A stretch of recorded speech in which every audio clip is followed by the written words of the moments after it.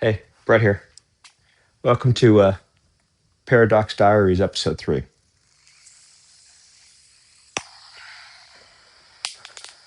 All right, feet parallel, knees bent. So last night when I started, my HRV was 19. Then I did this, but for about 35 minutes, and also about 10 minutes of deep flexibility. And when I went to bed, it was 43. Tonight is starting at 38, so I'm going to expect it's going to be probably low 40s because that's about where it ends up. And so why do I care? Well, a couple observations. I sleep better. Honestly, that's good enough. I have better bowel movements and a whole bunch of other things. But more importantly, that shows a sharp parasympathetic dominance shift, which over time heals your body. So this is helping my joints. It's helping my by a little bit of stress to get some synovial fluid in them. It's helping my muscles. It's moving them around as well. It's pumping sort of debris from cleanup through my lymph system. It's taking water in my legs from being around walking all day, though I haven't been sitting all day, so I'm not sure if that's my problem. But anyway, but water from my legs get pumped in back into the tissue so that I sleep through the night. So what else? A stable or increased HRV is good for things like skeletal muscles, bones, cardiovascular, A1C, blood glucose management, cravings, mental fog. You get the drift. And it's just this. The deep flexibility helps, and actually, the deep flexibility is kind of more of an enabler because it allows you to relax more, and it's sort of an oboro, the snake eating its own tail, or yin yang in infinity. All right, so now that gets us into our next subject. I'm going to stop and I'm going to do a different qigong for just a second. So, dragon strikes out. I'm going to show you an attack. I don't care about the attack, but I want to show you how you do the attack because I care about that. So I'm going to do this, and I'm going to actually move the mat a little bit.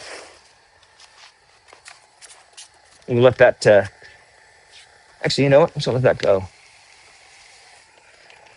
Still going. Okay, so what we're gonna do is, I'm gonna have my feet, maybe in a horse rider stance, feet parallel. I don't want to twist my knees too much, but I'm gonna turn my feet out just a little bit. And then I'm going to imagine you're grabbing a pull string and starting a lawnmower. So imagine you're jump starting or priming the pump on a lawnmower or starting a gyroscope. So I'm starting a big gyroscope. What I'm actually doing is I'm pushing with my foot, I'm pushing into my knee, and now using my hip flexor to engage and twist my hip under. Now I've got pressure in my heel, and then I'm crossing, twisting, and then finally striking. Now I'm going to come from this side, and I'm going to do the same thing. I'm coming up the foot, engaging, twisting, engaging. Notice my arm hasn't moved yet, and at the end, it strikes out. And do you notice what I'm doing here? I'm making the infinity symbol. And when you move your body in slow, coordinated ways, over time, what happens is it aligns your tissues. And I'm not talking metaphysically. Look at a microscope, all right? It does. And I can give, I'm not going to point to the medical research. It just does. And also I can feel it. So it doesn't really matter, but it really does. Now, as above, so below. It also helps your brain build resilience as well as capacity. And so as you do this, you improve your muscle fibers and your brain fibers and why? Because you're moving your ligaments in a controlled fashion, expressing the yang, yin, and then you're coming up the other ligament side. And to do this, what do you have to do? You're doing fine motor control. And so this kind of motion where you're going right to left is allowing your body to align both its fibers as well as its neurons. Now, I'm not talking hypothetically. I'm talking actually, medically. So you might be skeptical, but really what this is saying, like, this has been realized for centuries because we're talking anatomy. You can open up a body, you can see it. And so this information has been encoded into these ancient symbols to be rediscovered. That's all it is. So now let's go back to bouncing. Because as much as yin yang is awesome, let's talk about a couple different things. So if you think about yin yang, there's effectively one way to draw it is with an infinity symbol between the two. Remember the triad: observer, observed, observation. So if one side of the yin yang symbol is observer, the other side is observed, and yin yang, the infinity symbol, is the observation. It is the paradox that connects the observer and the observed. And so the yin yang symbol is showing how the ligaments move in the body, and it also expresses the infinite. It expresses, I guess, the infinite nature, the bootstrapped infinity symbol that allows us to exist. And if we tie that back to the Diaries episode 1, when you think about it, and if you think about it, be careful. When you talk about emptiness goes up to singularity. And the thing about singularity is it's so combined, there's no discrimination. So the singularity isn't aware. There is no awareness when there is no distinction. So awareness is actually an artifact of duality, as is everything.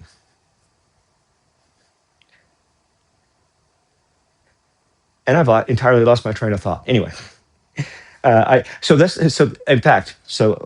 happened there was once you got the mental, like once you basically do mental exercises, and by the way, this is a mental exercise, you actually build up some resiliency and your brain is able to actually hold more in working storage and then compress. And what I mean by compress is it builds additional neurons, which then reach further into the brain. And so with the same amount of energy, it can activate more of the brain. And that's what I mean by compression. And so what that means is when you do a Zen koan, what you're doing is you're trying to get your brain to either disconnect to allow for repair or even possibly go into recursion and do damage. So damage, yang, repair, yin. But in both ways, you can either build up potential or you can actually maybe do, just like when you do resistance training, you do a little bit of tearing. And also when I do deep flexibility, I do a little bit of really deep stretching. And I'm not trying to tear, but I got to imagine I am every so often. So it's all the same thing. So this practice is shaking, and I've talked about this in both, I think, episodes, and this is giving you your body noise. Now, the speed doesn't matter. If you want to mimic the range of speeds that help your body, you have to bounce 300 times a minute to 600 times a minute, or maybe even 900, depending on which range you use. I'm not going to be able to bounce 300 times a minute. And if you can, knock yourself out. I would love to see that. Actually, I genuinely would. And I'm sure like you may be able to make some standing waves and really get good shakes, but you're still not going to get, it doesn't matter, because what you're doing is by bouncing up and down, when you change direction, your body doesn't quite keep up. And so you're creating interference waves throughout the different tissues in your body that all have different viscosities and different associations. And so this is just a great way to randomize everything, and it resets everything. It lowers your active using energy. It brings you into more of a homeostasis than anything else. Speaking of which, still going. How far in are we? That's pretty good. 9 minutes, 9.5 minutes. Pretty good. It's going to die soon. We all die. Episode 1. So this is a really good activity. And I understand the metaphysical, blah, blah, blah, whatever. Here's the thing. I'm distracting you. If you're bouncing with me, if you can get to the point where you're distracted, it's going to do a couple things. One thing is you're just going to let yourself go, and your body knows what to do if you don't concentrate. Because what happens is you start worrying about how you look or whatever, and you start you start tightening up muscles. No, man, just let it swing. Doesn't matter. Be careful of your joints. Don't look for pain. If you can point at it, if it's stabby, don't do it. But just move your body. Simple movements are amazing. Now, you don't I do more than this. I walk the dogs, etc. I do a bunch of other stuff, but it's all really more parasympathetic dominant than I don't do any hard aerobics. I occasionally do, but generally I don't. And I don't really do any resistance training, and I probably should. Now, I'm fine based on my HRV. So you can take a very simple practice like this as a bouncing board or a starting place.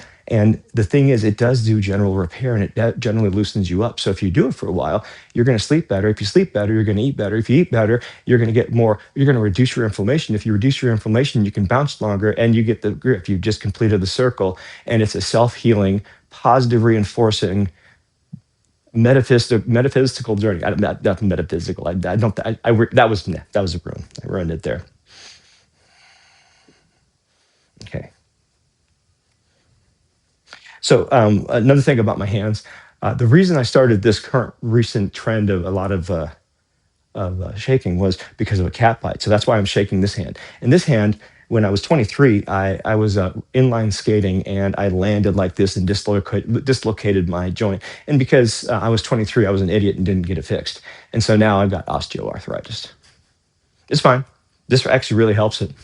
Gets blood flowing. Right now, I'm feeling a little bit of tenderness there, but that just a little bit of stimulation makes it feel better. That's, again, just like the deep flexibility. You do a little bit of discomfort, and then later on, the reward is emptiness, right? A little bit of discomfort, and you get to experience emptiness. And what I mean by emptiness is my back doesn't hurt, my hand doesn't hurt, I can sleep at night. That's emptiness. That's a form of emptiness. Or nothing. I'm sorry, that's nothingness. That's not emptiness. They're not the same. Okay, maybe they are. Actually, okay, let's talk about that. They are, I'm going to tie all three episodes together. Observer, observe, observation, observed. Okay, so we've got two of those. What's the third one? So we have nothingness, and we have emptiness. What's the triad? What's the third triad? So it's my view of those two words. So depending on who I'm talking to, they are the same or they are different, because they're models, they're pointers. Nothingness is not nothingness. If you had asked me what emptiness was, I could have given you a basic idea a couple weeks ago, but sort of things have spiraled, and I've got more of a body awareness of emptiness, or of emptiness. And so, and by the way, I completely understand how absurd that sounds, but it's a combination of stuff from the work of Virginia Satir, who was a system thinker, family therapist, Jerry Weinberg, who was a seminal member of the entire software community, Gödel Escher Bach from Douglas Hofstadter, the metaphors we live by. Those are just a few of the things that sort of have all kind of cascading into a sort of a single model. And I mean, I've read all those things. I read them years and years ago. I haven't read any of this stuff recently. Been doing Tai Chi for years and years. But because I got bit by the cat, I started doing this, and I started making connections that I've been partially seeing. In fact, I've been working on this like image for like about 6 months. It keeps sort of just about getting, and I put it together tonight, and I put about 5 or 6 different models on it. So, and for me, it's like it's a inverted yin yang infinity symbol connecting 4 or 5 different models of martial arts, and I've got another one I can put in there. Let me think. Yeah, I got another one I can put in there. And that's what you end up doing is, once you're able to have the mental fortitude, and this will do it, to hold just enough information in your head, in your system one, without overloading it. It's able to take a snapshot and compress. And I already said that, but that's what this means. So now all of a sudden, instead of having all these different models in different parts of the brain, because I was able to keep those sort of just on the edge of awareness long enough without overloading my brain. And it wasn't easy, because I've been collapsing over and over. It wasn't like I did 15 models all together. It's like, oh, these are the same. Oh, these are the same. And when that happens in your brain, and it's actually a physical process that actually requires and releases energy, you then have somatic episodes or tremors. It's a thing, right? When things collide, there's a release of energy, literal energy, biomechanical energy, and you experience that as tremors. And I've kind of been feeling it very minorly. And why can I feel it? Okay, so now that's about so-called subtle energy. So here's what subtle energy is. When I was big and round and overweight, I just felt pain everywhere. There was no non-differentiation. Then I lost weight and I started feeling better, et cetera, et cetera. So for several years now, I've been doing Tai Chi and flexibility. And the thing that tied it all together was this. And all of a sudden, I had this whole new awareness because it built up my body and brain resilience. And so when my so this is actually happening. You can go into neuroscience. When the brain starts to do this kind of collapsing, you actually have it's a body experience. And for me, it was like overwhelming, like whew, that kind of thing. And when that's happening, I put my hands on my belly and I just and let it out. I actually help the body release the energy from the combination of neurons as you're able to sort of hold more stuff in your system one. Or, okay, forget system one. How's about explicit, implicit? I like that. I think that's a good combination, right? So explicit, implicit. Implicit would be maybe subconscious or system one, whatever. I don't care. Because remember, emptiness, they're all labels. Everything's models, and we're using models to try to understand things so we can maybe then do something differently. And the thing is, models are cool and they can look really awesome, but if they're not of utility, then they're just cool and they're useless, right? So the reason I'm bringing this up is actually, if you just bounce, you don't need to do anything else. That's it. This is all you need, 100%. But I've just given you about 7 different pieces of information from 7 different domains, give or take. I don't know. I haven't kept track to tell you why. Just freaking bounce. It just works, man. It just works. And if you can't stand, lay down.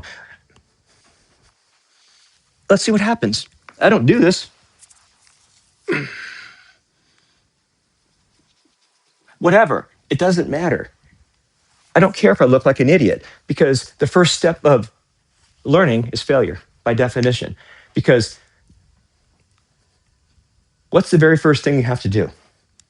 You have to become from I don't know what I don't know to I don't know. That is non-discrimination to discrimination. So your very first move is to admit that you have no clue about something. You have to admit failure to learn. And then you put energy in. And after you put energy in, then you start to learn. Or you prime a pump. You put some water in, you put in some energy, you pump the pump a bit. And I'm going back to episode 1.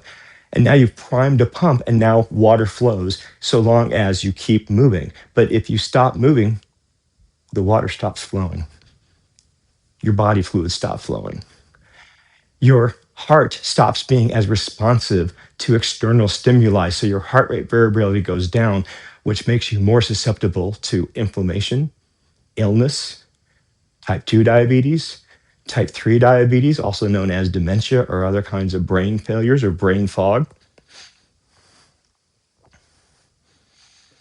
This is not going to fix that if you have a terrible diet as well, by the way. I'm not going to, I could get into nutrition right now, but I'm not going to do it. Well, maybe a little bit. Reduce your carbs. Just do it. I'm not saying go keto. I did it. Keto was great. I don't suggest it. I did dirty keto. I was eating pork rinds, cheese, and lunch meat. Terrible for me. But the problem is my health was so bad that as terrible as what I was eating was, by comparison to what I was eating before, it was better. And that's an important thing. Better is not necessarily good. Better is an improvement over what you're doing. And let me talk about that from lean and WIP. All right, WIP, work in process. You'll find that if you find an ideal working process, like just the right amount of stimulus, you can float and you can get into flow. And the flow gets worse When you work on bigger things, when you sort of put things off and hand them off, and then also based on how big, let's see, cues, handoff, and yeah, wick. I think I got all three of them. Those are the three like the trinity for me for analysis for possible change process. And now since I'm here, I'm just sort of what I'm doing is I'm just letting my brain sort of freeform associate.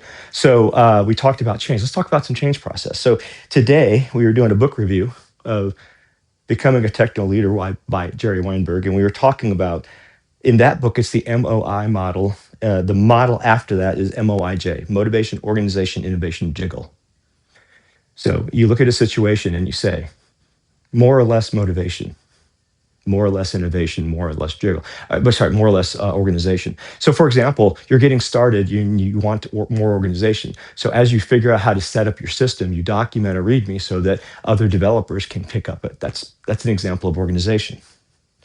Motivation. I like to write automated tests, and I like when my tests pass, and I like when my builds are fast. And so I'm motivated to try to really pare down my what I'm testing so that I'm really focused in on a small thing, because that means I can make them smaller, they run faster, they fail less often, and when they do fail, it's very clear what they're doing. So focus makes it go faster.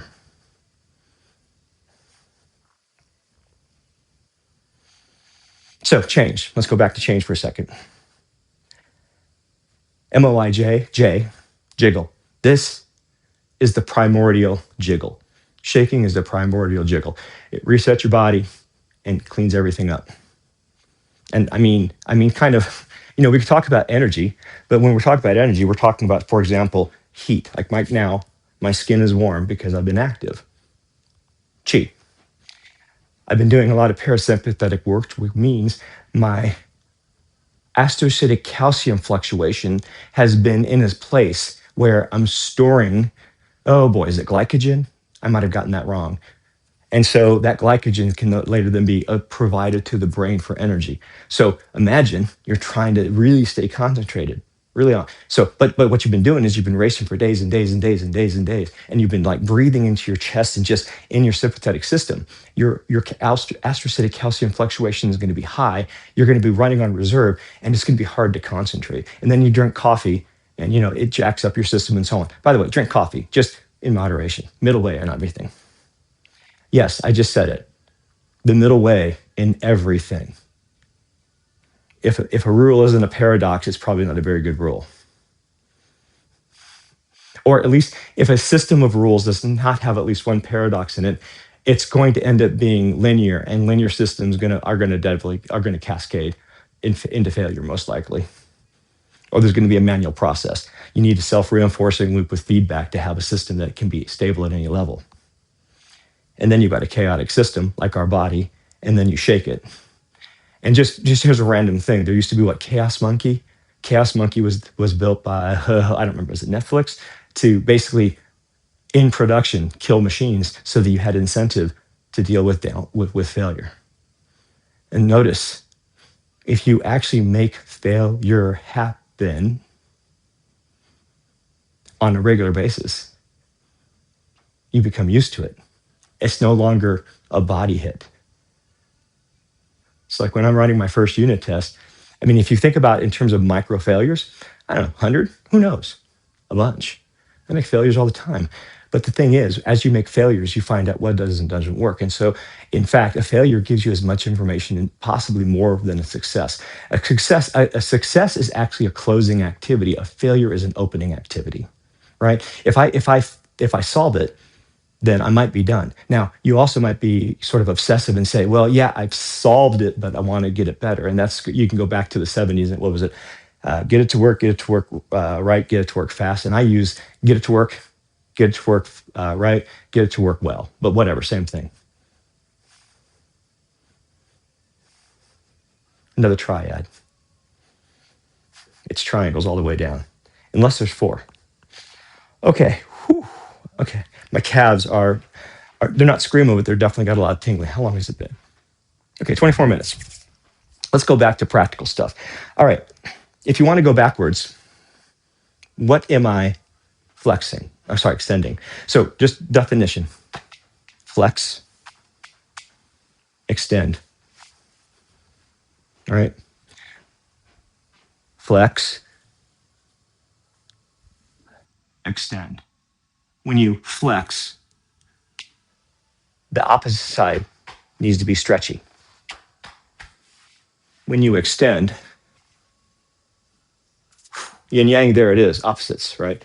So if I want to be able to do a back bend, I want my front stretchy.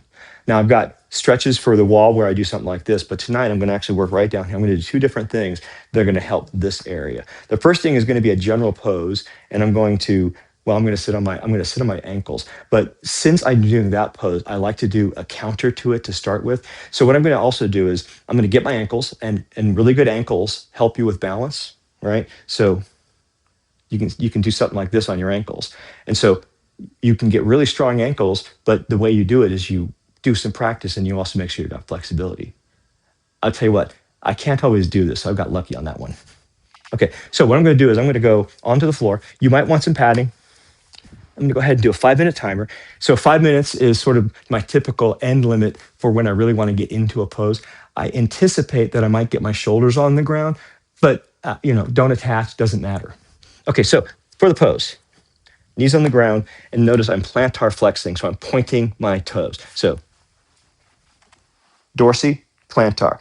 Dorsal is important for squats, and this gives you full range of motion, and so it allows you to do a lot finer control of your whole body because your feet are a point of stability. Without your feet being grounded, nothing above matters.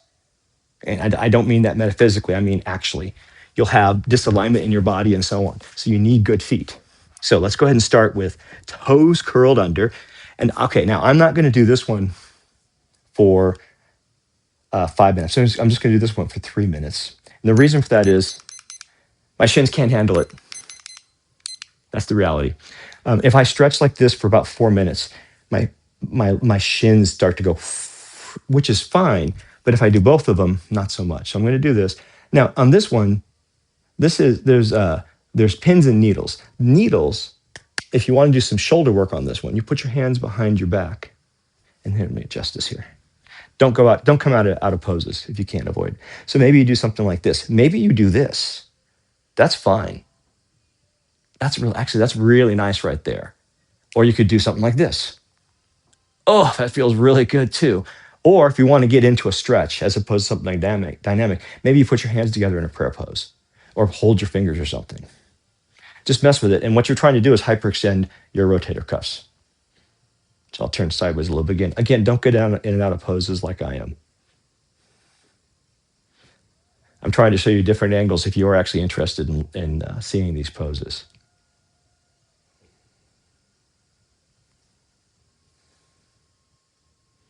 So since we're here in the pose, let's talk about the 3+2 principles.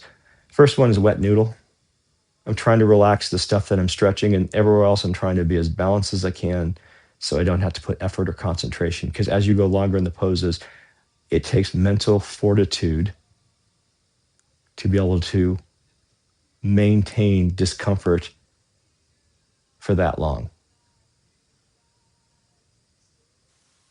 Second one, passive tension over time, 2 to 5 minutes. I've already said the 5 minutes.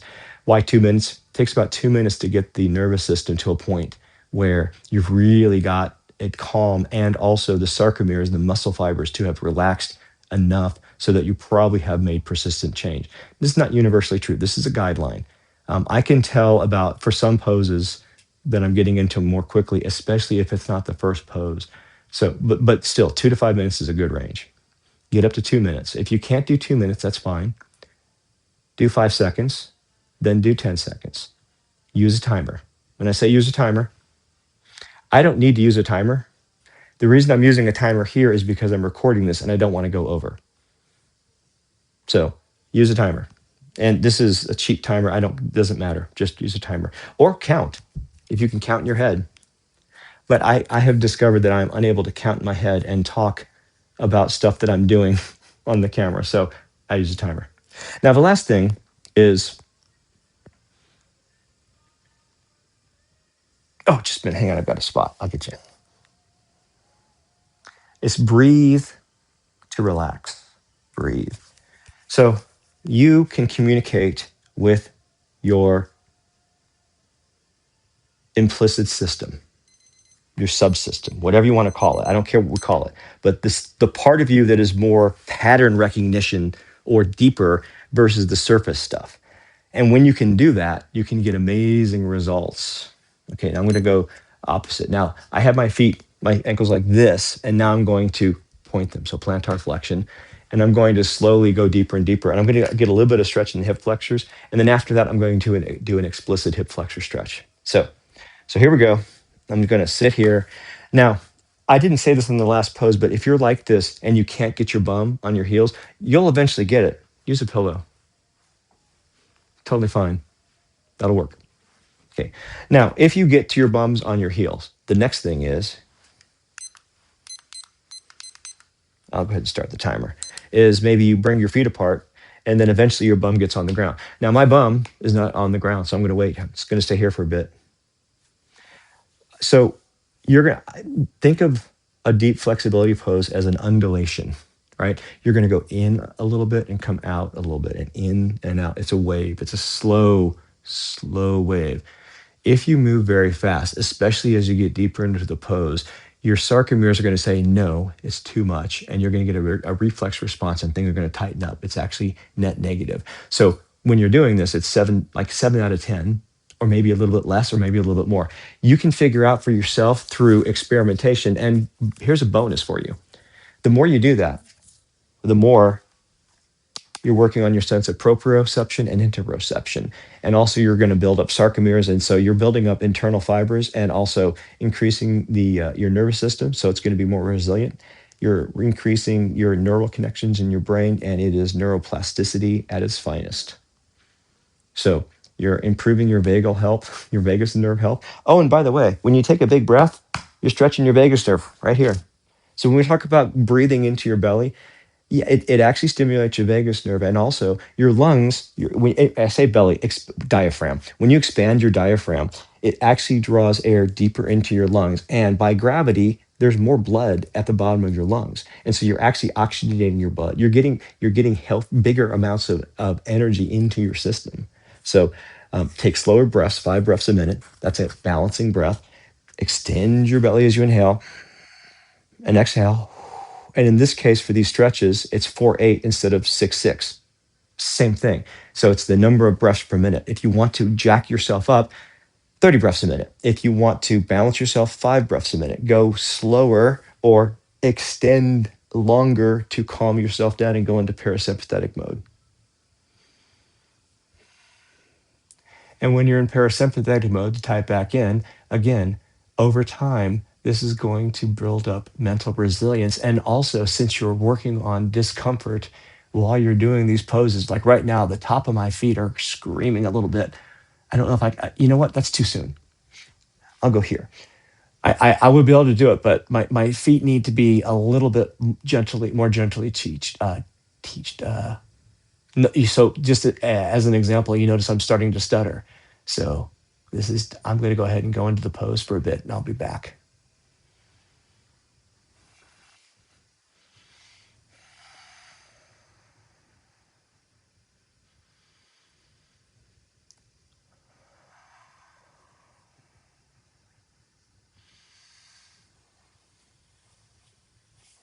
Oh, no, no, no, no, no, no, no, no. Too far, too far.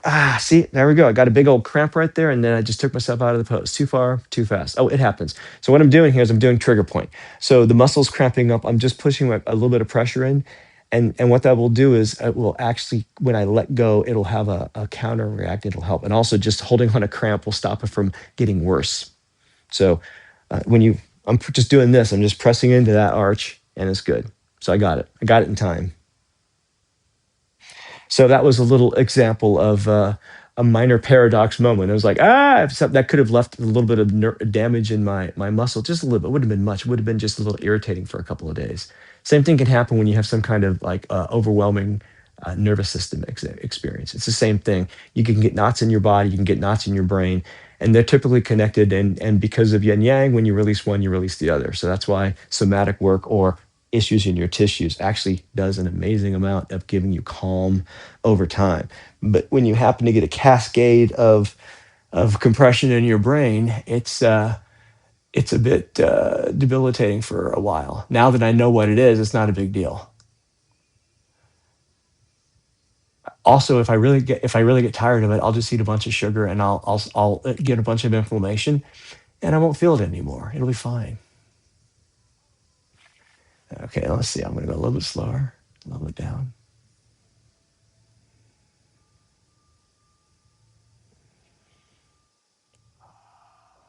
Long exhales. Now my knees are rising up. That's fine. There we go. That's a little bit better. Now, actually, I normally don't go like all the way down unless I'm on a yoga mat. That's what's going on. A little bit of padding really helps on this one for the tops of my feet.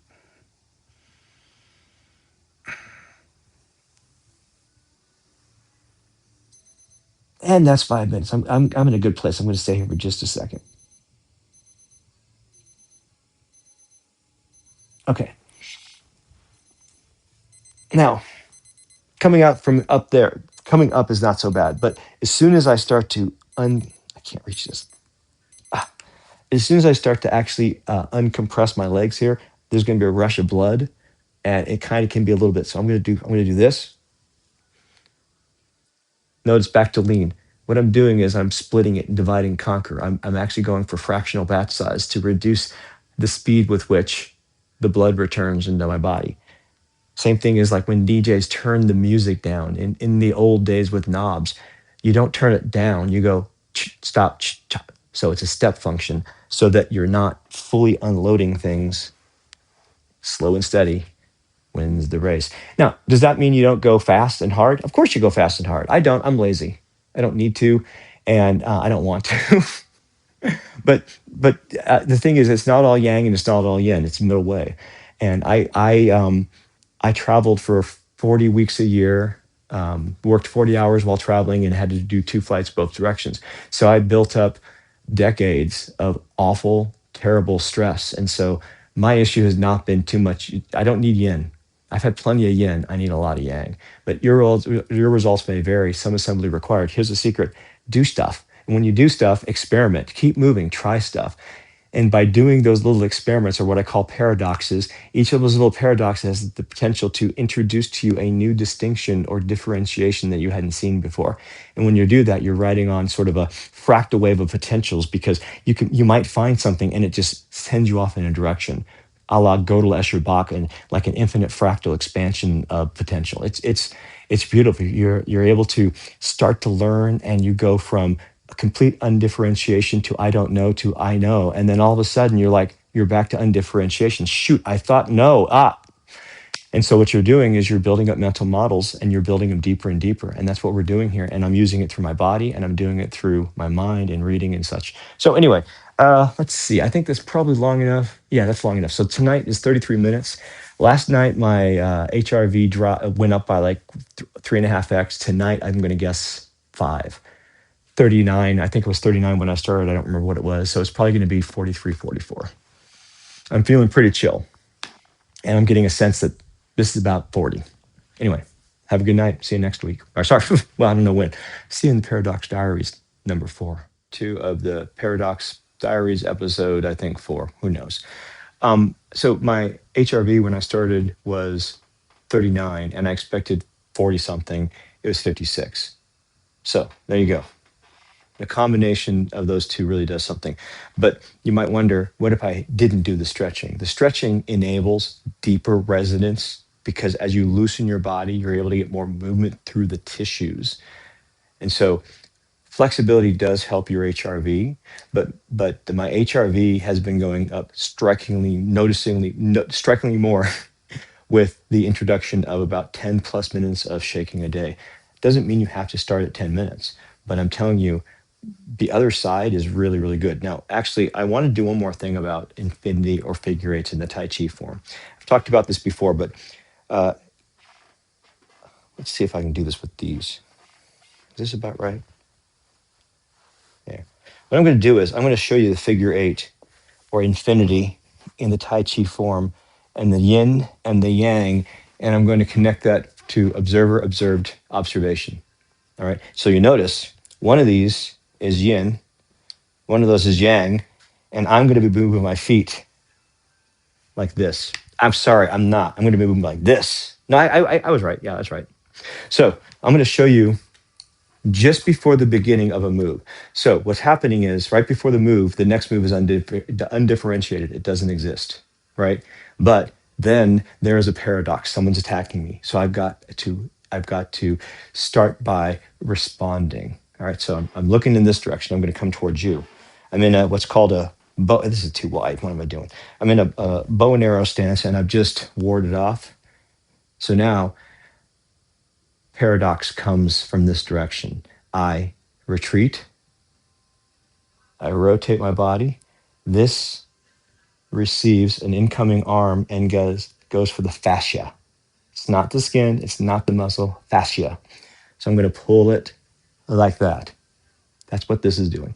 This is coming under and blocking the groin or holding a ball. Actually, that wasn't very round there. That's better, a ball. So I'm coming in, and now I'm in yin. I've received an incoming paradox attack, and now I'm going to empty step, no weight, all my weight's back. And here I'm on my heel. I'm right now on my back heel, and I'm going to ignore the hands for a second. I'm going to show you what I'm doing with my feet, and then I'm going to add in the hands. So the heel goes to the ball of the foot, my weight. I'm going around the toes to the outside. So notice I'm hitting all the parts of the foot, all the hard parts of the foot. Heel, big toe. I go across the toes, outside of the foot, heel. And so notice I'm doing a figure eight with my feet. And in Tai Chi, it all starts with the feet because the feet give you grounding. And without grounding, you're floating. And that is both true and metaphysical. And I can tell you what it's like to float, and it's not pleasant.